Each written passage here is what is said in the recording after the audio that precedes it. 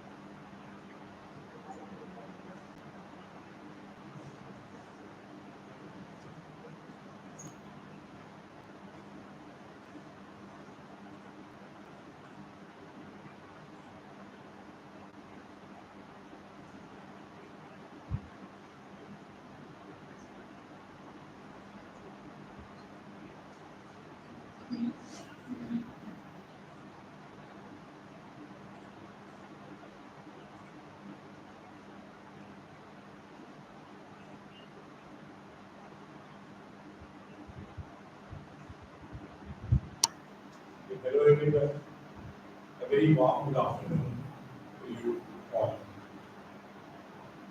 I, Ashish Dhiman, Assistant Professor of Business Research, on the behalf of Institute, I welcome you all in the 8 days faculty development program. Today's topic of the day 2, the exploring the intersection of detachment and duty, unveiling the threads of selflessness and sacrifice.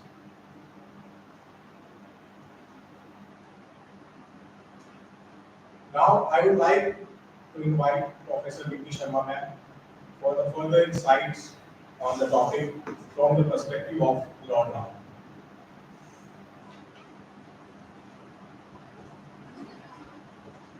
Thank you, Professor Ashish. Good afternoon to everyone once again, and Ram once again.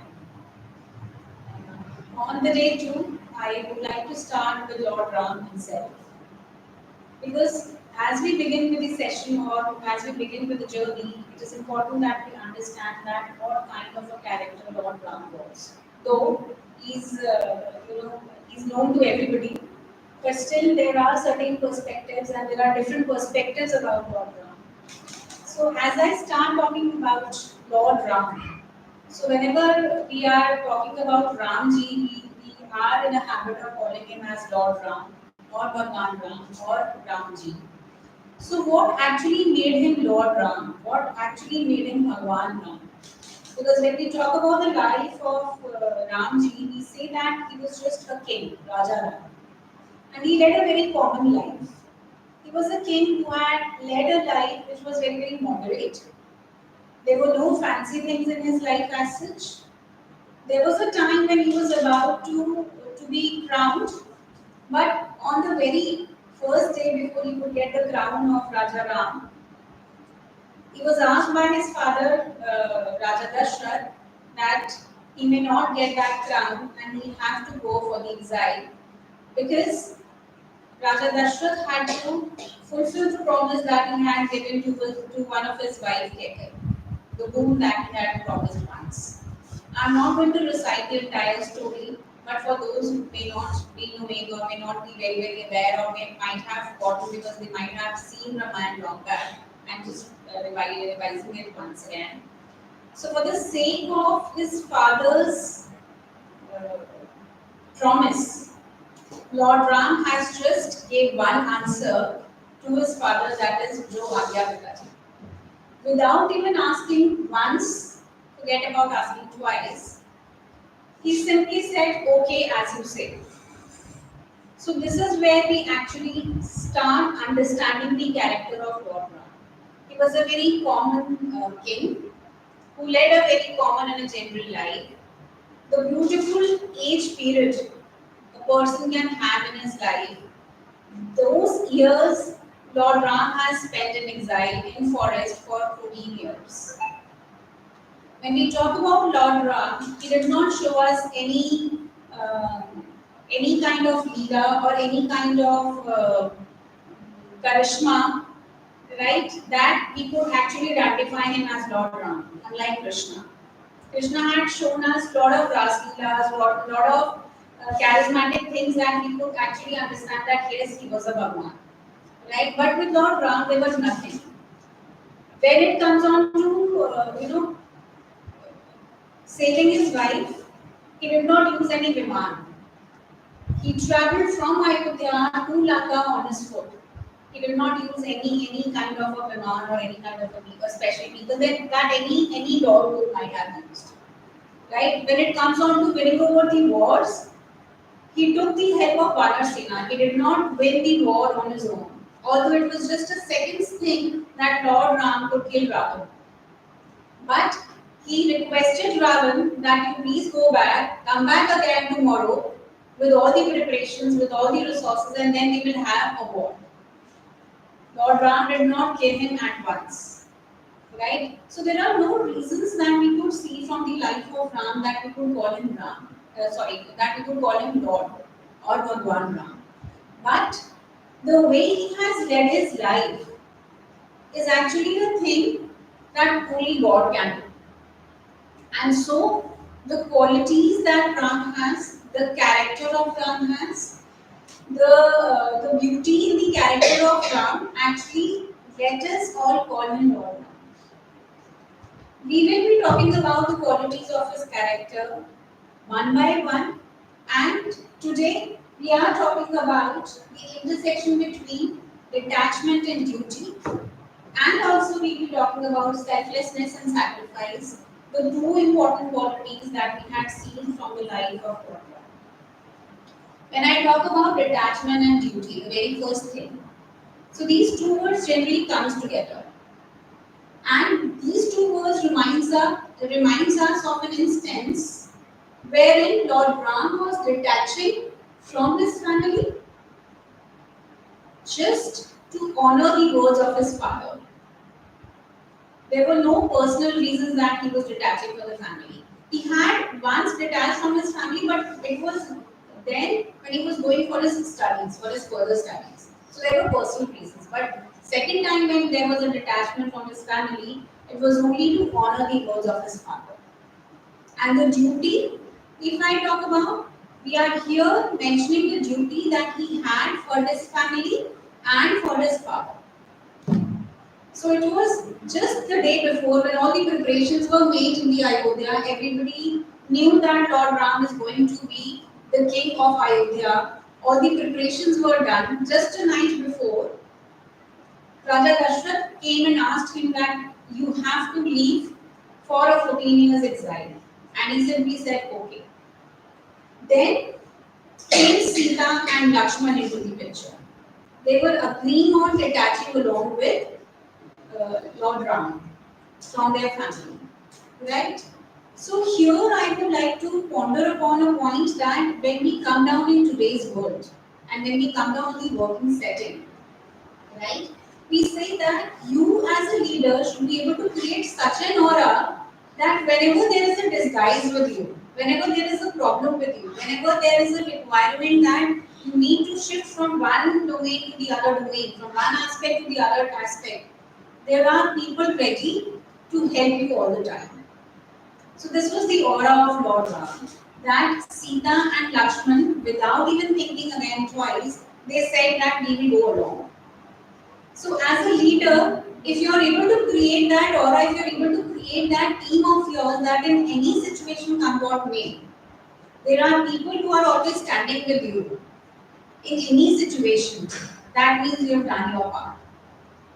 That means you have been serving and you have been doing up with your duties. You have been going up with your duties. So this is where we actually understand detachment and duty. There are other instances in Ramayana. So this instance actually reminds me of a dialogue between Lakshman and Ram. So it is a time when Lakshman is asking Lord Ram that you call Bharat a saint, you call Hanuman a saint, but you never call me a saint. Why is that so? To which Ram smiled and told Lakshman that when you decided to leave the family and detached from the family, the only thing that you had was detachment. And when you have nothing, then there is nothing to be attached with. So why do you want yourself to be called as saint when you have already detached everything at that point of time? When we talk about Bharat, yes, he is to be called as saint because he had all the powers and he had all the all the opportunities that he could rule as king. Though Bharat did not do that, he decided to to take care of to take care of the Ayodhya with the Padukon of Lord Ram. He resides out in the outskirts of Ayodhya in the cage, and he waited for 14 years for Lord Ram to come back and take the throne.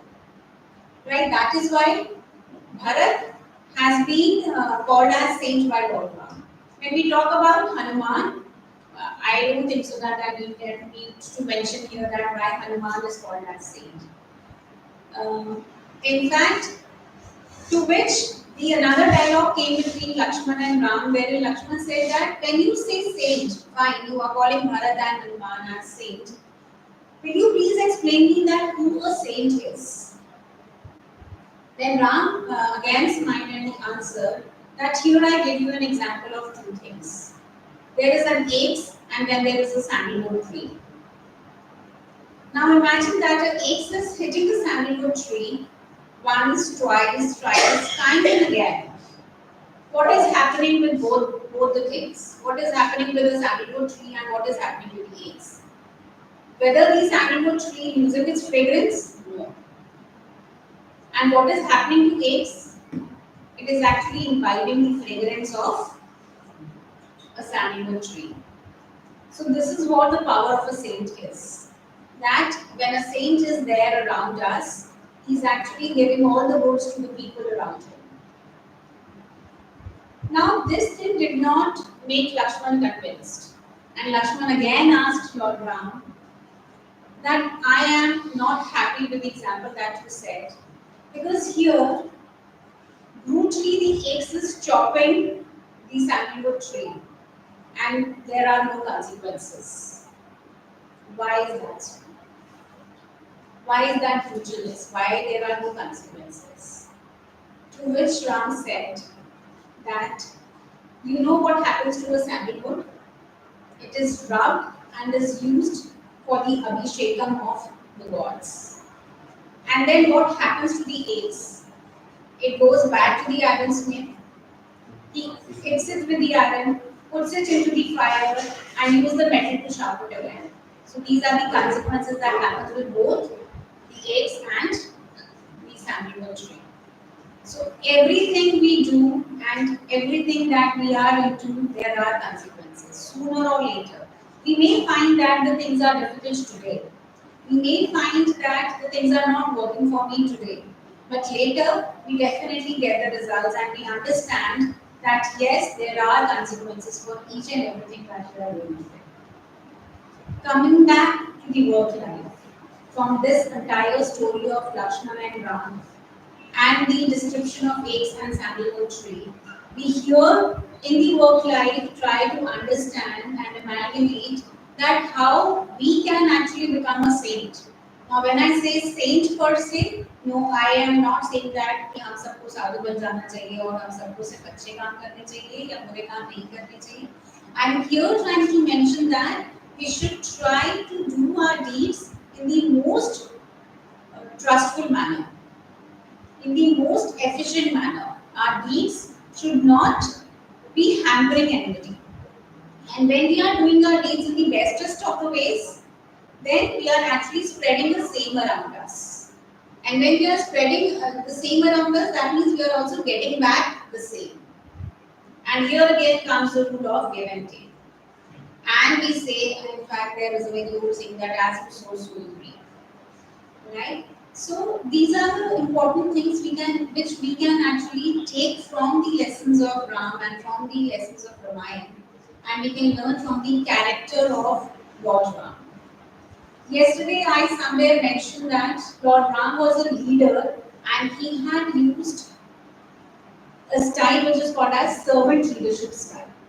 Now, what exactly servant leadership style is? Because we know that there are various styles of leadership. We understand that there is one transformative style, we understand there is a charismatic leadership style, we understand the various leadership styles. But why servant leadership and what is this servant leadership style majorly is? This servant leadership style talks about wherein a leader actually keeps, he does not want to make the followers. A leader is actually trying to make other leaders out of the followers. Right? In servant leadership style, a leader is trying to give the importance to the people who are working with them. He's trying to empower the people who is working with them. He's trying to associate with the people who are working with them. Wherein, the focus is given where you take the suggestions from all your team members. You give importance to all your team members. Whenever there is a time to take a decision, involve everybody in the decision making. This is what servant leadership is. We do not take servant here as a literal meaning that I will be your servant and you will be your master. No. When we talk about servant leadership, here we mean that to empower others, to empower them so that they can also become a leader once. Right? Here we can also take an example of a concept from human resource management, something wherein we call it as something which is we call it as succession planning. So what are we doing in succession planning? We are actually preparing a subsequent leader by empowering, by teaching, by mentoring, and by telling him that this is right and this is wrong. It could be done in a better way, it could have been done in the other way. This is what servant leadership is, and this has been the style of Lord Ram throughout the Ramayana as we go and we see. We see that wherever he could see that he is a person who is of importance at this point of time, he had given all the powers to him. Hanuman is one example. Nal and Neel is one example. Sugriv is another example, and there are other so many examples that we can talk about. Right? So wherever Lord Ram saw that this person is to be given an importance here. For example, Vibhishan, if I talk about another character of Ramayana. When Vibhishan came to Lord Ram after having rejected from his own brother and from his own family and from his own country, even Vibhishan was welcomed and he was given all the importance. Whatever suggestions Vibhishan gave to Lord Ram, he had followed them and he had accepted them, and the result we could see. And the result was that Ram was able to win the war against Ravan by the guidance given from Vibhishan. This is what servant leadership style is. Right? And when I associate the concept of saint and the concept of servant leadership, it is said that a person who is not a saint is actually considered to be a matchstick, who has a head but does not have a brain. So just a little, the friction, and we know that it will fire up. So that friction is something that we need to take out from our lives. That friction is something that we need to take out from our work lives. As a team, while we are working, we need to understand that there may be people from outside who will be giving us the friction. Now the choice is ours whether we want to fire up or we want to simply use that friction in the positive way and convert it into a positive energy. Right? So there is just a little difference. You have a head, but you want to have a brain into it, or you want to use a friction and convert it into a negative energy.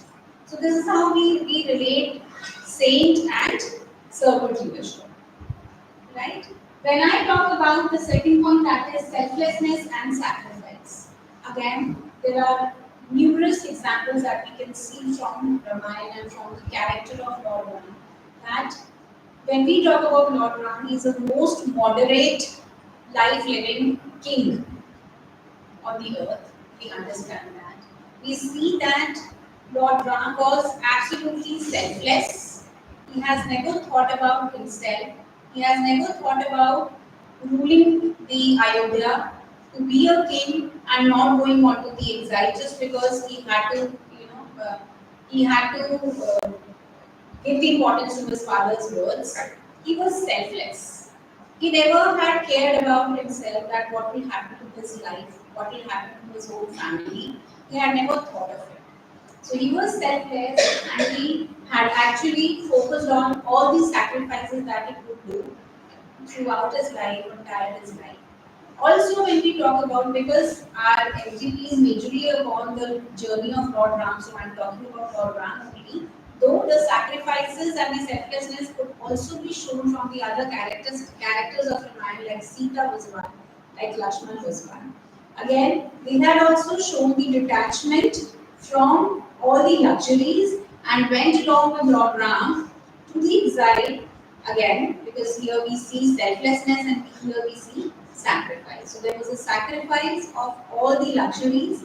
There was selflessness wherein they did not think about themselves and about their own lives or about their own families, but had just done what was good in nature for the society. Now, relating it with the work life, when we come back onto it, that how selflessness and sacrifice can help us, and how we can take the learnings from Lord Ram and we can actually uh, be happy in our work life. Selflessness actually plays a very important role when it is attached to power. Now, imagine a situation where a power is given to you, but you are still acting selflessly and you are still sacrificing for certain things. Imagine a situation where there is a personal benefit of yours, but there is a benefit of your organization as well. So, what will you choose at that point of time? Your own benefit or your organization's benefit? Imagine a situation where there is something that you need to forego because it is ultimately going to benefit the organization. What will you choose? Sacrifice or your organization? Or your self-interest? So these are the points where, many situations that we can actually relate with our work life. Point is that how patient are we? Point is that how content are we? Are we actually ready and have we prepared ourselves to sacrifice those moments where we have to follow our personal benefits? We need to ponder upon all those situations and think on that, are we actually prepared for that? And if not, then maybe this is an awakening call wherein we can go back and think of all those situations and we can come back in present and take um, decide for ourselves that yes, in future, what I want to do. Will I choose A or will I choose B? Where when I say A, that is me myself, and B, that is the organization as a whole. Because ultimately, if I talk about organization benefits, we see that when the organization will benefit, we are going to benefit anyhow. It is going to come back to us. But the other way around is not always possible. I'm benefiting myself, it's not always possible that my organization will also benefit with that. But the other way around is always possible. So we need to understand that what is more important at this point of time and maybe in the given future. So selflessness, sacrifice, detachment and duty. These are the four very important aspects of anybody's life when we talk about leadership or when we talk about teamwork or when we talk about a general person or an employee is working in an organization. So we thought that let us begin this session with these 4 points, and then there are other qualities that we'll be talking about in the coming days. Here I put a pause on my words and I invite Professor Ashish to talk more about on these points. Thank you. Thank you, ma'am. Thank you, ma'am. Now we are talking about these points: detachment, duty, selflessness, and sacrifice from a business perspective. We are talking detachment. Detachment is somewhere if we are talking about, it comes with the acronym of attachment.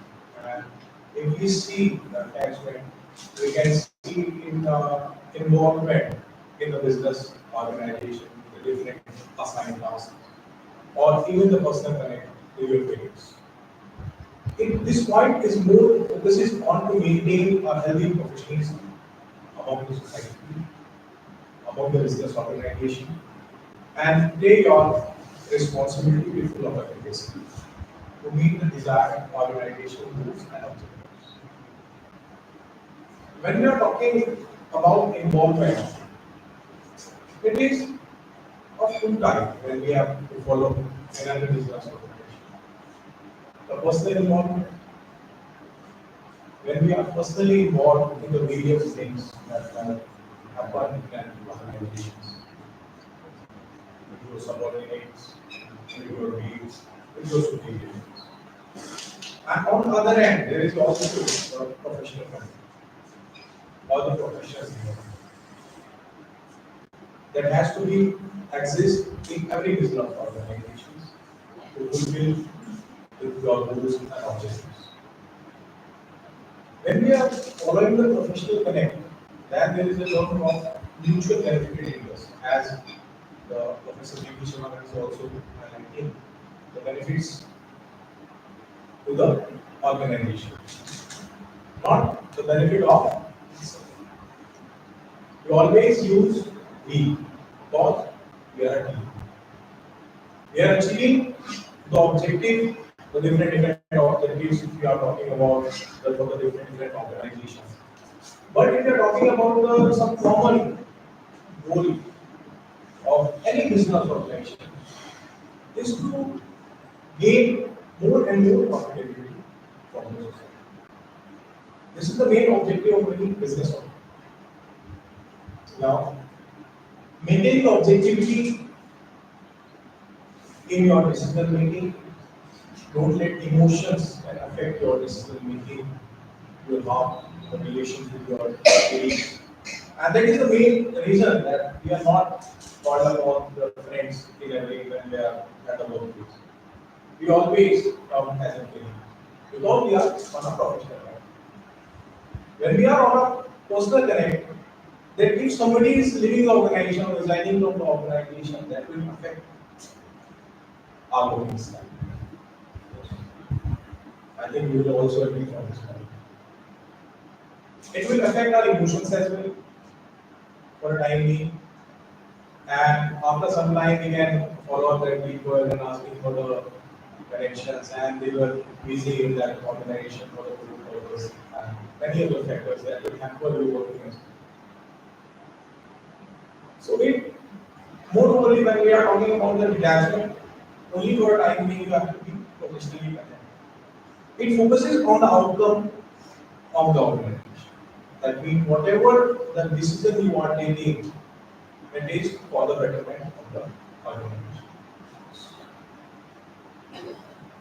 Duty, upholding your responsibility in a very effective way that will contribute to the growth factor. You are making your team effective, satisfied clients, meeting your deadlines on time, delivering the quality of work, whatever you are. If we are in the academic settings, at the end of the day, we have to provide a quality education to empower the next generation that will contribute to the development of the society, making the education towards knowledge. And this, last but not least, we have to be ethically correct or behaving ethically. If we are detached, if we are not personally connected to any particular organization, yes, as we are open being, our emotions forces us to build the personal connections to our own comfort zone, build our own comfort zone.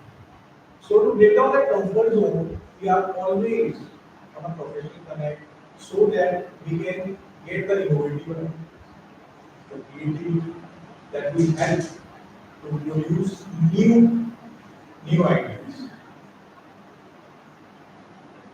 We are talking about this business world. Emotions are running very fast. Detachment and duty seems like to be the opposing forces of each other. But a healthy balance between them is crucial for the leader as well as the working employees. It contributes certain benefits for you. It many times helps improving the decision, increase productivity among the workforce, build up the strong relationships with your colleagues, foster trust building, and reduce the teams and your colleagues. Because trust is one of the important, or we can say a very crucial factor, that if it is exists in the clients, if you are talking about the business organization providing the product, we are talking about the academic settings, trust is also plays a very important role here. The trust of the student or teachers. That these teachers, I can learn a lot. We can consider examples also. Separating your personal issues from workplace can contribute to your work performance. Prioritizing organization objectives over individual preferences when you are making your choices. It is always better not to blame any other. Taking ownership of mistakes, yes, at the end of the day, we all are human beings and we can learn mistakes, but we cannot repeat it. We can learn from it. That is the experience somehow coming as we are learning from a mistake. Working on resolve them and making a learning from it. Stepping back, it more focuses on the process, not the outcome. Detachment doesn't mean indifferences or to create any differences about the organization. It's about focusing on to provide or contribute to your best effort. That you can increase your efforts on a regular basis so that it can be contribute to your outcome to the organization. It many times helps to reduce stress and making decisions better. Detaching from emotional attachment to your outcome allows a clear-headed analysis and helps to improve your strategic decision making in your career as well as for the betterment of the organization. It's improved adaptability as we all in the digital era. The day-by-day technology upgradation are there. If you are talking about the certain times back, the AI has improved, the chat GPT has improved. So just top up with that, it will also help us in the educational settings and the business settings as well. Detachment helps you to accept the changes in the market conditions, academic settings, and pivot strategies whenever needed. When we're talking about duty, it is a commitment to the organization, that how much you are committed to the organization, delivering on the responsibility, giving your personal resources and your sometimes your personal time for the organization, for the various tasks that is assigned to you. You are utilizing your personal space or your personal time for that particular activity. This is what we are talking about. Fulfill your role with the full of integrity and dedication is the core aspect of a professional duty. And it is one of the requirements. Working towards the objective set by the management of our organization demonstrates your commitment to the success. Maintaining ethical standards, as we have already discussed before, also the detachment part. You have to be ethically correct. And only when there is one formula that you are ethically correct, you have to keep aside of the personal preferences. That is the only one to that you can take the right decision that are ethically wrong. And most of the ethically taken decisions can contribute to the long-term building relationships.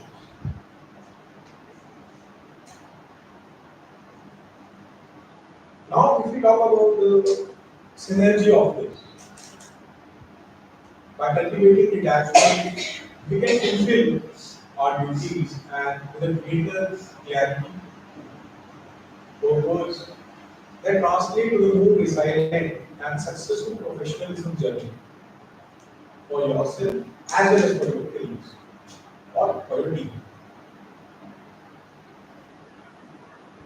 This is all about the detachment and duties.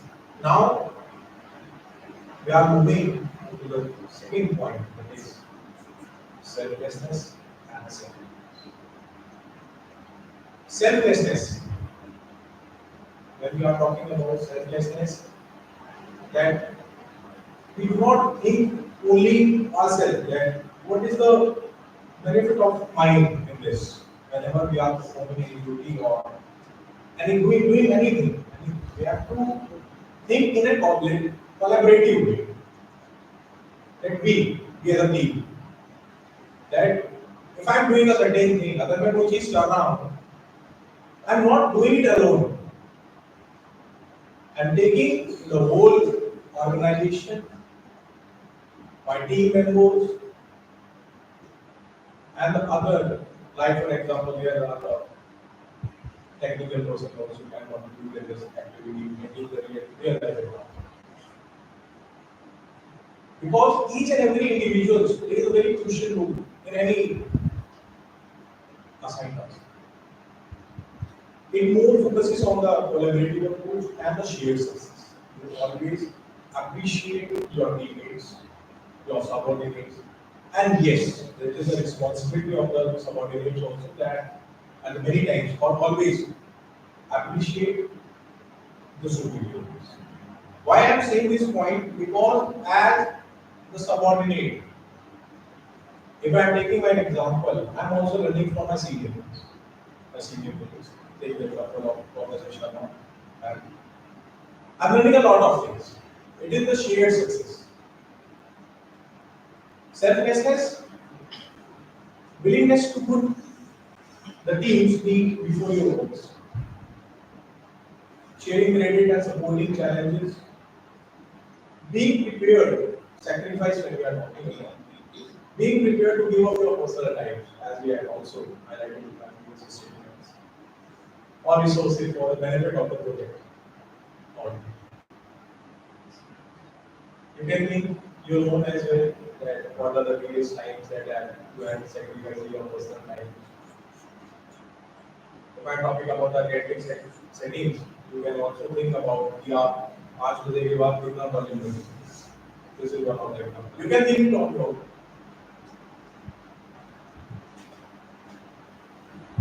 Now again, from the business world, talking about this is my favorite of business world. I'm living in again and again. Selflessness and sacrifice seems unreasonable sometimes. It always which is profit. At the end of the day, the main objective of any business is to achieve the profit, to maintain more and more profitability. Right? I hope you are agreeing for my point.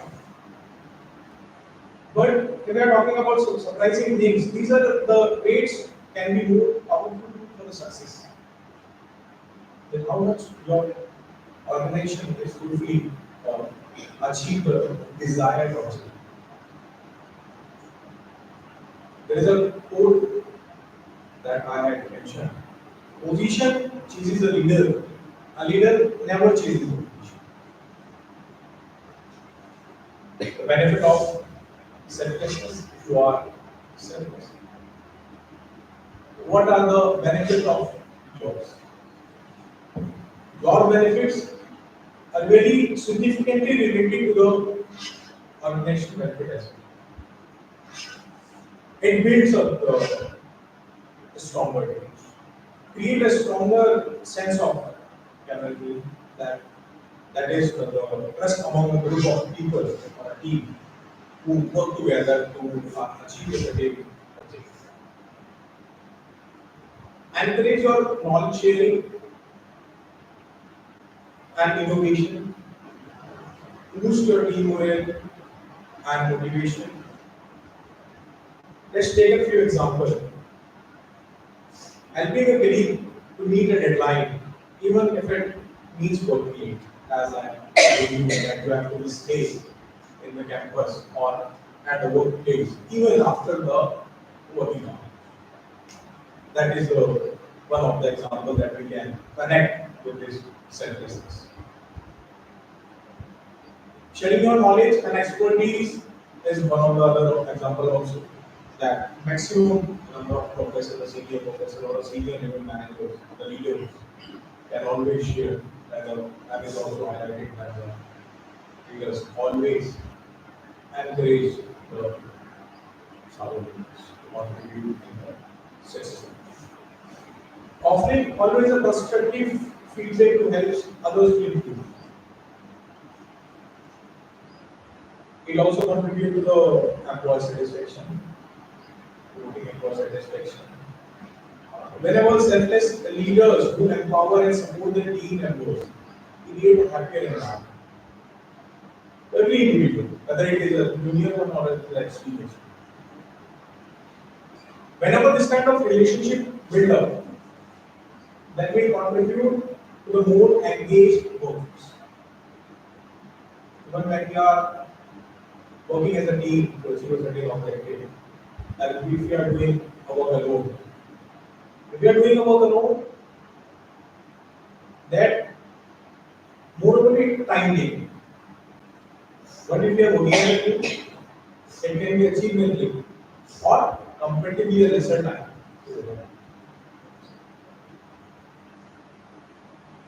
In the purview of the production business organization, customers first, or the client first.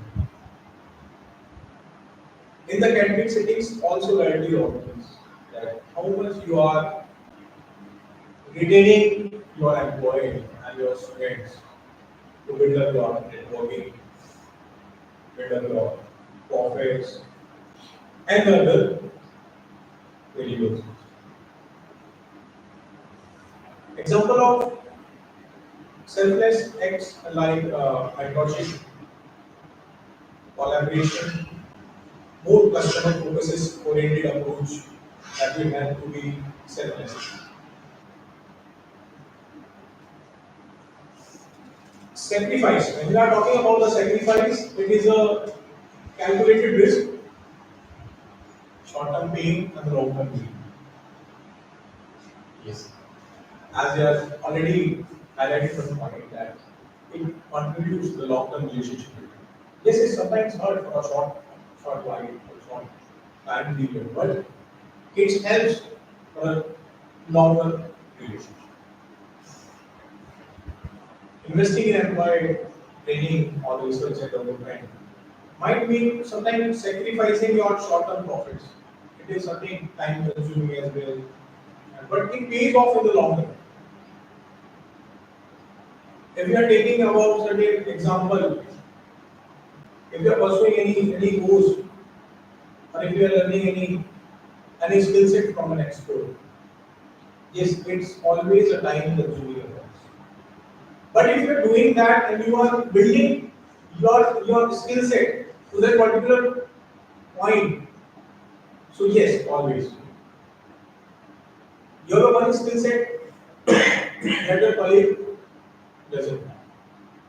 That will also contribute in your growth. And you can contribute to your younger ones so that it can be made and very easily connect by facing the challenges. Because if you are talking about the business world, it is having a lot of challenges you are facing in the day-to-day assigned tasks or the day-to-day routine. It starts from the morning that we are doing. Agree from my point? Yes, the online participants can post your response in the chat box.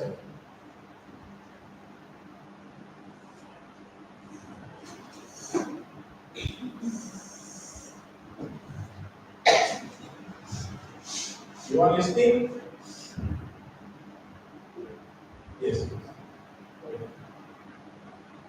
This is the message. Okay.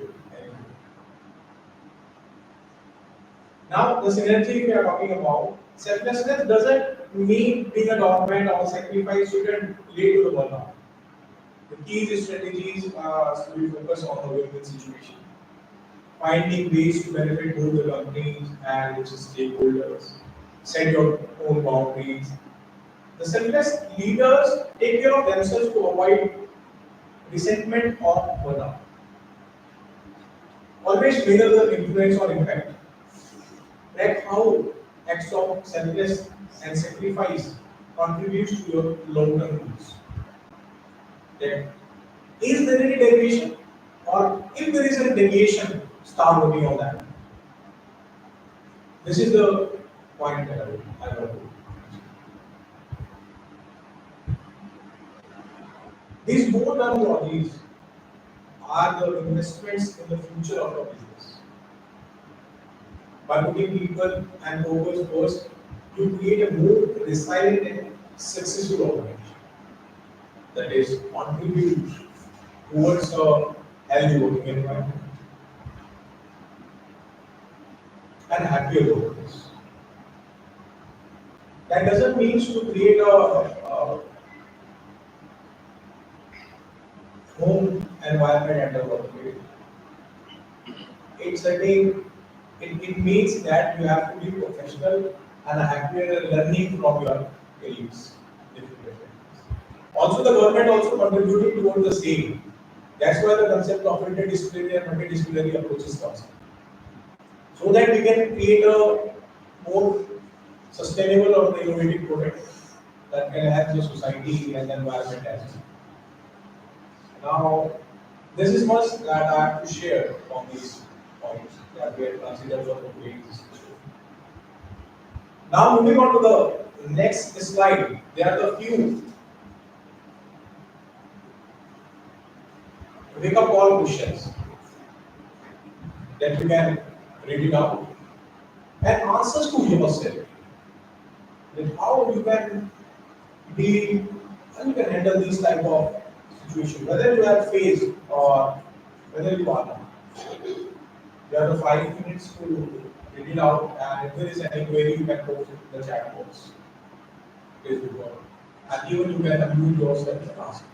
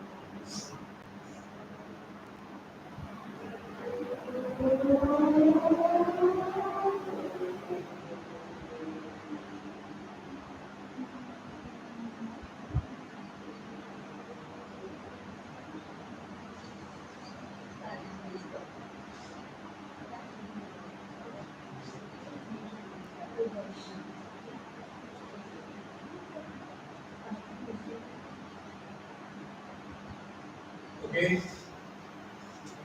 it's time to move on to the next slide. Now, I'd like to extend a request to the professor, Sharma ma'am, to highlight the numbers. Please. Having answered all these questions, the wake up call that we say, there is another school of thought that you would now want to hear the answers from your side. So there are two things that we wanted to know that. First is, think about the time when you had to detach yourself from personal feelings or attachments to fulfill your professional responsibilities, and how did you navigate this situation? And the second point is that what lessons have you learned about attachment, duty, selflessness, and sacrifice through your experience as an educator? We would like to have your say onto these two questions so that we can have a discussion, kind of a point of time here, so that we understand that whatever we are trying to make out here, is it making sense or not? I'm sure that each one of us might have had a situation in our life where we had to detach ourselves from one place to the other place, where we had to make some sacrifices at a point of time, where we had, of course, learned some of the lessons from those detachments.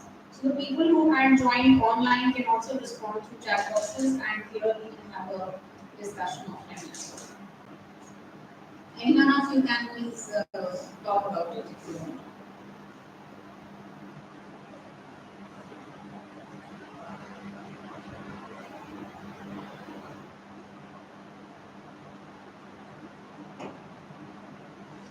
To make the task easy, maybe if I talk about the first question, think about a time when you have to detach yourself from the personal feeling or attachments to fulfill your professional responsibility. This could be a time maybe wherein you are leaving from one place and moving on to the other place. So I can see some heads nodding here. Right? Because of course wherever we are working, we are personally attached. We have to detach ourselves from there. We have to detach ourselves and we have to leave those personal feelings. So this is one thing that I can do. You can have some other feelings, you can have some other experiences you want to share with us. Anything from you?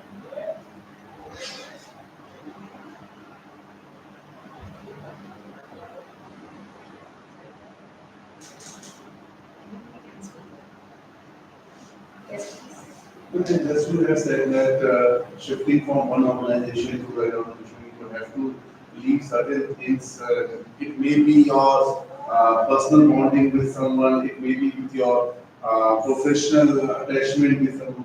I have just changed the institution, and I was working with the previous institution from I think 2008, and I just left in 2023. It was long years back, but yeah, I have to leave certain things, but for my professional growth and my personal development, I have to leave certain personal bondings and personal development. As the sir has just said in his presentation, okay, emotions does not have to mix with the personal life. In the starting, the beginning, there was some emotional connection with my previous colleagues, with my previous individual. As the time passes, they are busy with their work, and I am busy with my work. And so this is how we navigate the second part of this question, and this is how we navigate through the situations, and this is how we navigate in our lives as well. Anyone else?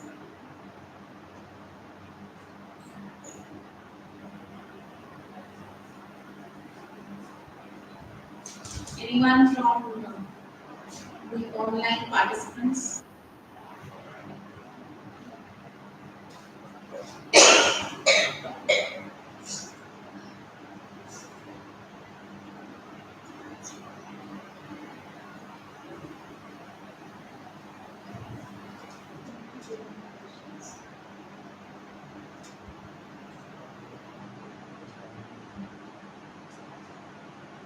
Anyhow, the questions are there. We will be sharing the PPTs with all of you. I would request each one of you to please ponder on these things so that we understand that what exactly detachment is and how are we navigating through those situations, through those detachments, and how are we making ourselves stronger, right? Because they say that I am is always better than I was. So with time, we are always improving ourselves. With time, we are always making ourselves stronger, right? So please go through those questions, try to answer those questions. We don't need the answers. It was just an exercise that we had put on so that we can have a little discussion over the session. But do answer those questions to yourself and see that what you were and what you have become, having passed through those situations, having passed through those times. Any other suggestion or any other input if you have, you are most welcome to put on, else we are going to wind up with today's session. We'll be sharing the feedback form. In fact, we are in the process of doing so. So we request each one of you to please fill in the feedback form so that we can mark your feedbacks, we can take up your suggestions, we can work upon the improvements. I hope yesterday's feedback we have taken care and we have worked upon them. In any case, if anybody would need a recorded video, we do have a available link for that. We do not have a recorded video, but we can share a YouTube link with you. So we'll be doing that. Okay, that's it for today. Thank you so much. Yes, yes, please. Sorry. We'll be thanking you once again. Yeah, we have a good question. Just a query. No problem. As one of the quality of a leadership is that our leader has to use his brain. He does not has to use or does not has to depend upon what the others are saying. Others, please. Others brains. Yes. There is a one example a lot of times, and somebody may not be agree with my viewpoint that after listening the viewpoint of a Dhobi, he just asked Sita ji to left the palace, and which I don't think so it's a life of a person like Lord Rama to just depend on the reading of one Dhobi to do this. Either he is not trusting his wife, or he is not a leader with a vision that he is depending upon that is the person's one. This is one of the most common questions that comes in when we, move towards the end of Ramayana.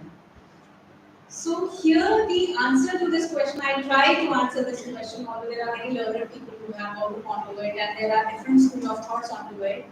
But what I believe is it was not only about one Robi who has, yes, just taking the same version or same wording that you had given. It was not just about one Robi, it was about his Praja. He was called Raja Ram. And for any king and for any Raja, the utmost important thing is nothing but his own society, the people of the society, the Praja that we call. So to satisfy the people of the society, to satisfy his own Praja, and Ramji was always called as Maryada Purushottam Ram, right? And he comes from a place which is called that Pranjai par Vachan na Jai, right? So these were the value system of that place. So to satisfy his praja, he had said that fine, I will again go back, I will again sacrifice, I will first kill myself, the selflessness and self, I will again sacrifice and I will do what is good for the major society. This is how I try to answer this question. People may have other versions, they may have their other viewpoints, but it was for the good of the nature, for the good of the nature society, that he decided to go for that. Any other question? If you have all, we will be learning about all these things in the coming days as well. So we will be trying to understand that what was the actual character of Lord Ram. We will be digging deep into it, we will be diving deep into it. But for now, this is how I try to answer your question. Thank you so much. Would you like to add on something? Yes, thank you. Thank you all of you. The feedback link was shared in the WhatsApp group and the chat box also. So if you are having any suggestions or feedback and if you want to share any thoughts, you can just unmute yourself and you can just give your thoughts. Please.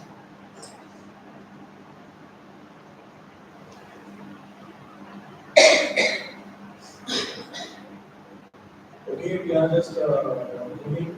Thank you. And heartfelt thanks to you all for joining us for the enlightening session. And a special thanks to Professor Vitisha for providing insights from the Rama journey.